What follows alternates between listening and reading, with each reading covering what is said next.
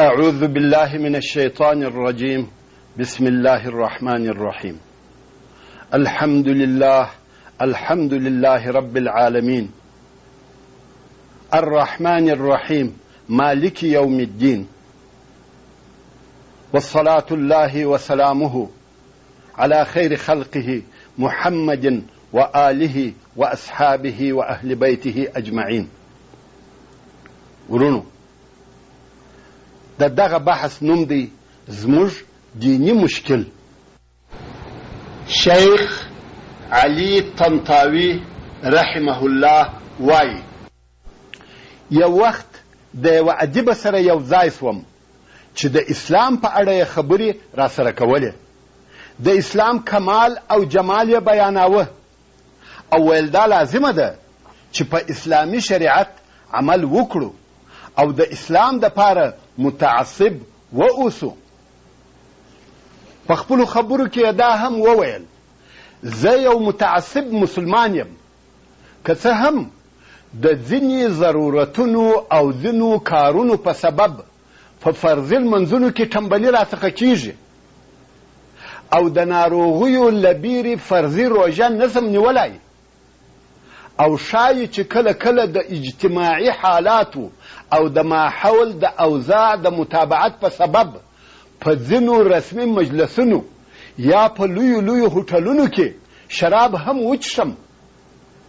دا هم امکان لري چې ځینې حرام کارونه راڅخه پیښ سي، خو پر دغو ټولو سربیره بیا هم مسلمان یم او متعصب مسلمان یم. ما ورته وویل دا چې ته لمونځ او روژه پرېږدې، شراب څښې، حرام کارونه در څخه پیښیږي، نو ستا د اسلام مظاهر او علامې څه شي دي؟ ده وویل د اسلام مظاهر او علامې غواړې؟ غوږ ونیسه چې درته بیان یې کړم. هغه دا چې که مې د یوه چا څخه واورېدل چې پر اسلام یې بد ویل، که څه هم د ډېرو لوړو خلقو څخه وي، داسې او داسې به ورسره وکړم. په ډېرو احساساتو او لوړ آواز یې هغه کارونه بیانول چې ده یې په هغه چا کوي چې په خبرو سره پر اسلام تیری وکړي، مګر دا چې ده په خپل فعل او خپل عمل سره پر اسلام یا اسلامي احکامو تیری او تجاوز کړی دی، په هغه یې هیڅ پروا نه کیږي، ځکه د اسلام په اړه د ده پوهه د غومره وه. دی دا خیال او ګمان کوي چې د ده د مسلمانۍ دپاره یا د دې دپاره چې دی مسلمان وبلل سي دغو نه کافي دي چې دی د دین څخه په خبرو دفاع وکړي، که څه هم د اسلام اوامر نه عملي کوي او نه د هغو کارونو څخه ځان منع کوي چې اسلام منع کړي دي، نه د منع سوو کارو څخه ځان راګرځوي او نه په اسلامي احکامو عمل کوي. دا داسې مثال لري لکه یو عسکر چې نه د عسکرو لباس اغوندي او نه عسکري اسلحه اخلي، نه په عسکري ځایونو کې اوسیږي او نه د هغو په قطار کې ورسره رهي، خو پر دغه سربیره دی تکړه عسکر دی. دا ځکه چې دی نه پرېږدي چې څوک دی په لښکر او عسکرو کې خبرې وکړي. دا د اسلام او اسلامي افکارو دپاره یو عجیب او غریب فهم دی. که چیرې تاسې نور هم د مختلفو مسلمانانو په زړونو کې د اسلام شکل او صورت ولټوئ، تر عجیبو به عجب رنګارنګ حالات ووینئ. داسې څوک به ووینئ چې لمونځ به یې خامخا په مسجد کې او د جماعت سره وي، خوله به یې له ذکره او تسبیحاتو نه فارغه کیږي.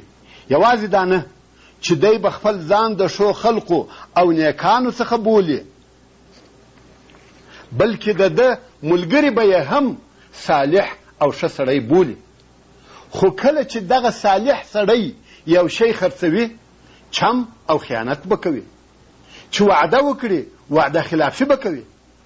د خلقو د مالونو د خوړلو دپاره به داسې چمونه او حیلې جوړوي چې ابلیس به د هغسې حیلو د جوړولو څخه عاجزه وي. یوازې دا نه چې دغه حرام کارونه به کوي، بلکې دغه خپلو ناروا کارونو د کولو او پټولو دپاره به د علماو د قولو څخه او د قانون د مادو څخه شرعي او قانوني پوښ جوړوي چې نه قاضي او نه حاکم پر ده لار پیدا کړي. د ده په فکر اسلام یوازې د لمانځه په ادا کولو او د اذکارو په ویلو کې دی، مګر معامله بیا بل شی ده. هغه ځان ته خاص قانون لري او د دین سره هیڅ اړیکې نه لري. داسې ښځې هم شته چې هم لمونځ کوي، هم روژې نیسي، هم د قرآن مجید تلاوت کوي، د وعظ او نصیحت د اورېدلو په وخت کې لا ژاړي هم، خو په ودو او شادیو کې داسې لباسونه اغوندي چې تر لڅ لا لڅ وي. د دوی جامې نه شرعي وي نه اسلامي. ځینې ښځې خو بیا د باندې هم په داسې لباسونو کې وځي چې غاړه او وریښتان یې ښکاره وي، ځګر او پښې ښکاره وي. داسې کسان هم ډېر لیدل کېږي چې دوی په خپله په ګناهو کې غرق وي، حلال او حرام نه سره پیژني. کله چې وږی سي په دې یې پروا نه کېږي چې خواړه یې له کمه راغله. د شهوت په وخت کې دې ته نه ګوري چې نطفه یې چیرې توی کړه. د دغو کارونو سره سره دا نسي زغملی چې د اهل الله او صالحینو په باره کې دې یوه ناوړه خبره واوري.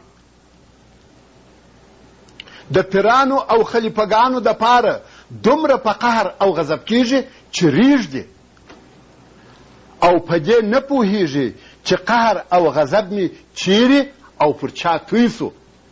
ځکه د ده په وړاندې اسلام دغه دی چې د اهل الله سره به ادب کوي، هغوی ته به ورځې او د هغوی څخه به برکت غواړي. یو بل مسلمان به بیا وویني چې پر عبادتونو به ټینګ ولاړ وي او د حرامو څخه به لرې ګرځي، مګر په یوه ناروا حزب یا ډله کې به داخل وي او د هغې ډلې ملګری که څه هم یهودي او نصراني وي، تر خپل مسلمان ورور به یې ځان ته نږدې کوي او په دغه کار کې به هیڅ ګناه نه ویني. بل څوک به بیا وویني چې د قومیت او وطندارۍ په لحاظ به یې زړه د داسې چا سره ملګری وي چې هغه څوک به هم وژونکی قاتل او هم حرام خوړونکی وي، هم به د کفارو د لاس آله وي او هم به ظالم وي. داسې مسلمانان هم شته چې عقیده سالمه وي، په معاملو کې رښتینی او صادقه وي، د ده معاملات د اسلامي قوانینو څخه یو ریښته مخالفت نه کوي، مګر لمونځ نه کوي، روژه نه نیسي. که موږ تر دغو رنګارنګ افرادو راتیر سو د اسلام داعیانو او مبلغینو ته وګورو، هغو کسانو ته وګورو چې له دوی څخه مو د اسلام د کامیابۍ امید دی او له دوی څخه دا غواړو چې ورکلارې مسلمانان بیرته د اسلام لارې ته راولي، په هغوی کې به هم ډیرې داسې ډلې ووینو چې د هغې لارې په ښوولو کې چې خلق تر حقه رسوي یو له بله سره اختلاف لري. د هرې ډلې په طریقه کې داسې شکل او صورت موجود وي چې د هغې بلې ډلې د طریقې څخه ډیر مخالف وي. که څه هم د دوی ټولو دعوت یوه شیلره دی، خو په لارو چارو کې دونه ډیر فرق موجود وي چې انسان په حیرت کې اچوي. یوه ډله وایي اسلام د څلورو مذاهبو څخه د یوه مذهب په متابعت کې پروت دی، یعنی خامخا به په یوه مذهب کې داخل او د هغه مذهب د متأخرینو په فتوا سره به عمل کوي، که څه هم دغه فتوا پر یوه عرف او عادت بناوي او هغه عرف هم نن ورځ تغیر کړی وي، خو ته به هغه فتوا عملي کوي. یا د هغې فتوا بنسټ او اساس اجتهاد وي او بیا د اجتهاد یو بل قوي او داسې اړخ پیدا سي چې ضرورت هم هغه ته وي او مصلحت هم په هغه کې وي، خو ته به خامخا هغه اول حکم عملي کوي. مثلا د ابن عابدین د یوه قوله څخه وتل داسې شمیرل کیږي لکه د دینه وتل.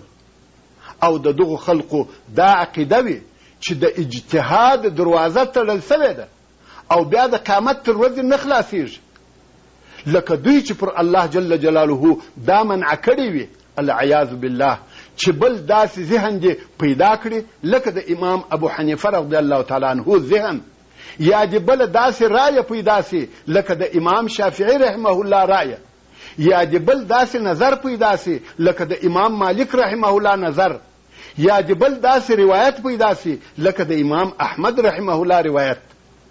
د دوی په فکر او ګمان د قرآن مجید او احادیثو څخه ټول احکام را ایستل سوي دي. قرآن مجید او احادیث داسې نستېژل سوي دي لکه لیمبو چې ونستېږي او اوبه یې وچې سي. نو اوس هیچاته دا نه ده روا چې د قرآن مجید او احادیثو څخه دي یو حکم را وباسي یا دې په هغوی کې کم دلیل پیدا کړي، او اوس دغه دوه چې قرآن مجید او احادیث مطهره دي د بل څه دپاره نه دي پاته بې له تبرک او مچولو څخه. قرآن مجید به بې له فهمه او تدبره وایو، او بخاري شریف به د باران د اورېدلو دپاره وایو، او په دغه عقیده یې باید په کورونو کې کښېږدو چې په کم کور کې بخاري شریف پروت وي هغه کور نه سوځي او نه غرقېږي. حال دا که ته په خپله بخاري شریف په اور کې واچوې سوځل کېږي، او که دې په اوبو کې واچوه هم لندېږي هم غرقېږي. یوه بله داسې ډله هم سته چې د هغو په فکر بیا اسلام د ټولو مذاهبو په پرېښولو کې دی، او په هره مسئله او موضوع کې به احادیثو ته رجوع کېږي. نو هر هغه څوک چې د احادیثو کتابونه لکه صحیح البخاري، صحیح مسلم او د احادیثو نور کتابونه ویلی سي، همدارنګه د حدیث د راوي نوم په تقریب یا تهذیب کې لټولی سي، د هغه دپاره تقلید حرام دی، بلکې په خپله پر ده اجتهاد لازم دی. دوی دغه د دوی عجیب فقه ته چې د فقه برد سره مشابهت لري فقه السنه وایي. د فقه برد قصه به لږ وروسته بیان سي. دوی په دې نه دي خبر یا نه پوهیږي چې په احادیثو خبرېدل او د هغوی په اسنادو او درجو پوهېدل دا یو شی دی، او د احادیثو څخه د احکامو را ایستل بل شی دی. محدثین داسې مثال لري لکه د درملتون کارکوونکي، او فقها داسې دي لکه طبیبان. د درملتون کارکوونکو ته د دومره دواو نومونه او ډولونه ورمعلوم دي چې طبیبانو ته نه دي ورمعلوم، مګر بیا هم دغه د درملتون کارکوونکي نسي کولی چې د ناروغیو تشخیص وکړي او ناروغان دې جوړ کړي. تاسو ښه متوجه سئ د رسول الله صلی الله علیه و آله وسلم په اصحاب کرامو کې د هغو کسانو شمیر چې فتوا یې ورکول د 100 نفرو په شاوخوا کې وو، او هغه تر 100,000 اصحاب کرامو زیات اصحاب چې د رسول الله صلی الله علیه و آله وسلم تر رحلت وروسته پاته وه، د فتوا په اخیستلو کې دغو 100 نفرو ته رجوع کول، خو د خپلو ځانونو دپاره اجتهاد نه کاوه. که چیرې داسې پیښه وي چې د امامانو څخه دي یوه امام ته د ده په عصر او د ده په زمانه کې یو حدیث نه وي رسېدلی، خو د ده د مذهب د متابعینو علماو ته په دغه اوږده وخت او ډېره زمانه کې د هغه حدیث معلومات سوی دی. حال دا چې دغه ټول علما هم متقان وه او هم د الله جل جلاله څخه بیرېدل، او د صحیح دین پر حاصلولو یې ډېر حرص درلودی. دغه علما داسې نه وه چې د یوه صحیح حدیثه څخه دي د مذهب د امام په قول یا بې له امامه د بل چا په قول مخالفت وکړي. خبره دا ده چې دغه مذهبونه یوازې احادیث نه را اخلي، بلکې حدیث او هغه څه چې صحابي د هغه په اړه ویلي دي او بیا تر هغو وروسته تابعي او تر هغو وروسته علماو د هغه حدیث په اړه ویلي دي ټول تر نظر باسي. نو دغه شروحي او پرله پسې فهمونه یې سره یو ځای کړي دي او بیا یې د هغه څخه حکم را ایستلی دی. هغه څوک چې د امامانو اجتهاد پرېږدي او په خپل اجتهاد عمل کوي، د هغه مثال د هغه چا دی چې الوتکه ویني او هغه ټولې اختراعګانې او پرلپسې پرمختګونه چې د هغې په جوړولو کې سوي دي دغه ټول پرېږدي او مخ ځینې اړوي او کوښښ کوي چې د خپل ځان دپاره وزرونه جوړ کړي، په خپل ځان پورې وتړي او په هغه سره والوځي، لکه دغه کار چې عباس ابن فرناس وکړي او ځان یې تر مرګه په ورساوه. هر هغه څوک چې دا ادعا کوي چې په دین کې تقلید منع دی، دغه دعوه یې باطله ده، ځکه د هر علم دپاره متخصصین سته او داسې کسان هم سته چې د دغه علم سره نابلده وي. نو کله چې دغه نابلده لره داسې ضرورت پیښ سي چې په دغه علم کې په یوه شي ځان خبر کړي، نو به هغه متخصصینو لره رجوع کوي. که یو څوک وغواړي چې د خپل ناروغ علاج وکړي، خامخا به طبیب ته رجوع کوي. که څوک وغواړي چې کور جوړ کړي، بنا او معمار ته به رجوع کوي. که څوک وغواړي چې خپل ساعت جوړ کړي، ساعت جوړونکي ته به رجوع کوي. او دغه د ده رجوع چې دی یې د هغه علم متخصص ته کوي، دغه د ده لپاره اجتهاد بلل کیږي. ورونو، موږ مخکې فقه برد یاده کړه. د هغې قصه داسې وه: بشار یو هلک و چې په اشعارو کې یې د خلقو بد ویل. خلقو به د ده پلار ته چې برد نومېدی شکایت وکړي او پلار به ووهه. کله چې دغه شکایتونه او وهل ډېر سوه، نو بشار خپل پلار ته وویل: که څوک زما له خوا شکایت درته وکړي، نو ته ورته ووایه چې زما زوی ړوند دی او الله جل جلاله فرمایي: لیس علی الاعمى حرج.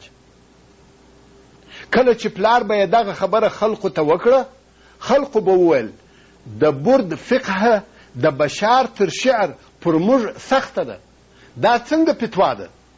نو د دغه کسانو چې دوی وایي دا فقه سنه ده، د هغو فقه داسې ده لکه فقه برد.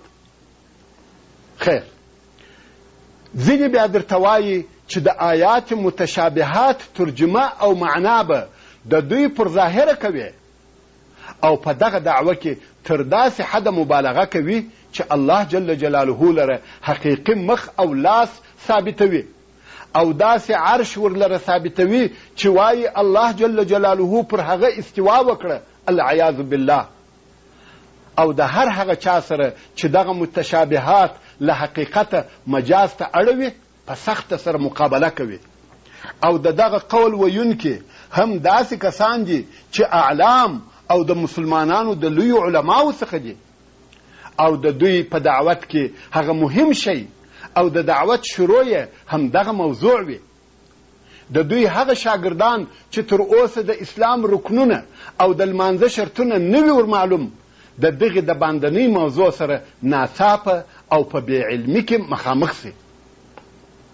بله ډله به دا وویني چې د تبلیغ لوی مقصد او د دعوت اساس یې د دغې د مخنۍ موضوع ردول او نفي کول وي، او هغو آیاتونو ته چې دغسې موضوعات پکښې ذکر سوي وي داسې تعویلونه ورکوي چې په دغه الهي مسائلو کې کومې چې زموږ د ځمکې تر قوانینو او زموږ د دنیا تر حکمونو نه لاندې کیږي، دوی بشري عقل پکښې حاکم ګرځولی وي. حتی د قیامت په ورځ د الله جل جلاله د لیدنې څخه انکار کوي. عرش او کرسي ته مجاز وایي، نه حقیقت. بله بیا داسې ډله ده چې دوی وایي د اسلام دین هغه دین دی چې د تصوف که یې صحیح تصوف وي که باطل په مقابله او ردولو کې ولاړ دی. د اهل تصوف د کتابونو د ویلو څخه او د تصوف د خاوندانو د ملاقات څخه نفرت کیږي. هغه کسان چې د هغوی تصوف د اسلامي اصولو څخه اخیستل سوی وي، د هغو کسانو په شکل ردوي چې تصوف یې د غیر اسلامي منابعو څخه اخیستل سوی وي. خو د دوی پر ضد بیا داسې ډله هم سته چې ژوند یې د تصوف په دعوت کې تیریږي. هر هغه څه چې د متصوفینو لخوا راغلي دي هغه ټوله قبلوي، تر داسې حده چې د وحدت الوجود عقیده لري. عبید د معبود سره ګډوي، لکه حلاج ابن العربي ابن السبعین او العفیف التلمسانی. او دوی وایي چې دین ظاهر او باطن لري، چې ظاهر یې شریعت دی او باطن یې حقیقت دی. دوی وایي شریعت هغه دی چې د کتاب او سنت څخه د ژبې په اساس، د مجاز او اصطلاح په اساس، او هغه چې عربو ځینې را ایستل او په پوهېدل،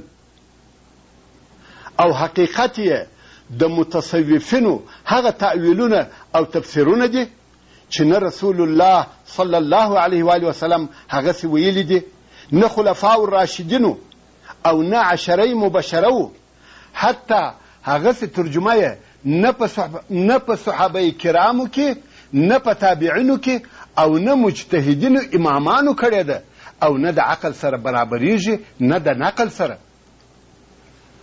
بل بیا وایي چې اسلام ټوله اسلام دغه دی چې ږیره پرېږده، ښه عمامه یا لنګوټه وتړه، د دوو اوږو ترمنځ شمله وځړوه، چپنه واغونده، تسبیح اوږدې کړه، پس له دغه چې د زړه غواړي هغه کوه.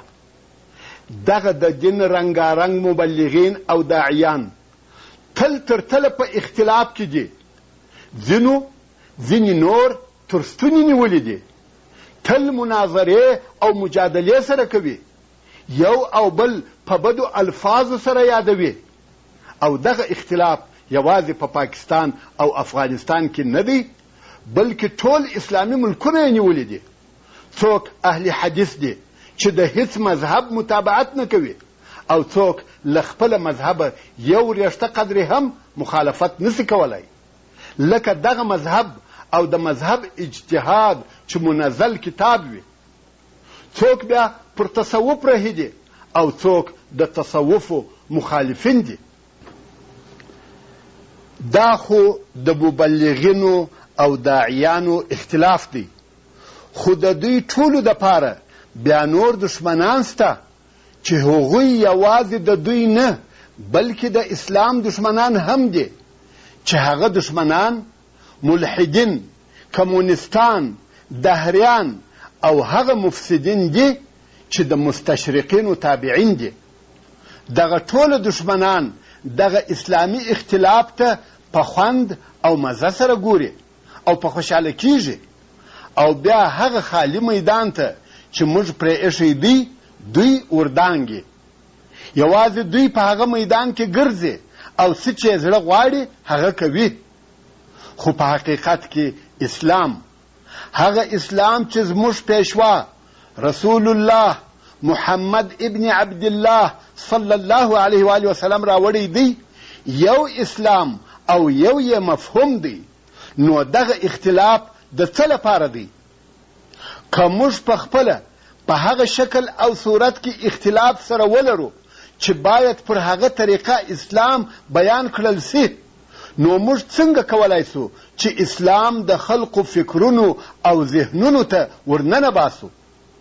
هغه څوک چې اسلام نه پیژني موږ یې باید څنګه په وپیژنو؟ او دغه اسلام پر هغه خپل حقیقي، آسانه، واضحه او معقول شکل ورته بیان کړو.